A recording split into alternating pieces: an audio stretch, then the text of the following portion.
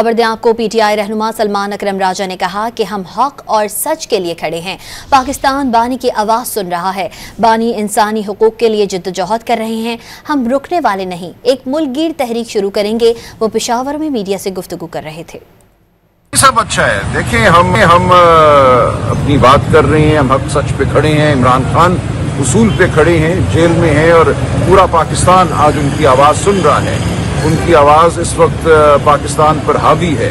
जो जमहूरियत के लिए वो तारीखी जद्दोजहद कर रहे हैं, इंसानी हुकूक के लिए जो तारीखी जद्दोजहद कर रहे हैं, वो आपके सामने, और हम खुशनसीब हैं कि हम उनका साथ दे पा रहे हैं। की बहाली इंसानी हुकूक की बहाली से है, उस हवाले से हम हर एक से मिल रहे हैं। अभी मैं वापस इस्लामाबाद जाऊंगा, एक वहाँ आज शायद काकान अब्बासी साहब की रिहाइशगाह पे एक मीटिंग है। कल हम कराची जा रहे हैं, वहाँ कराची और सिंध की जमातों से हमारी मुलाकातें होंगी। इसी तरह आप देखेंगे बलोचिस्तान और खैबर पख्तूनख्वा में भी जो दीगर जमातें हैं उनसे हम गुफ्तगू कर रहे हैं। इंशाअल्लाह हम इकट्ठे खड़े होंगे और आप देखेंगे एक मुल्कगीर तहरीक बहुत जल्द वजूद में आएगी। बिल्कुल वो सूबे के वज़ीर आला हैं, इमरान खान साहब का एतमाद उनको हासिल है। ये एक तंजीमी नौइयत का फैसला है कि जो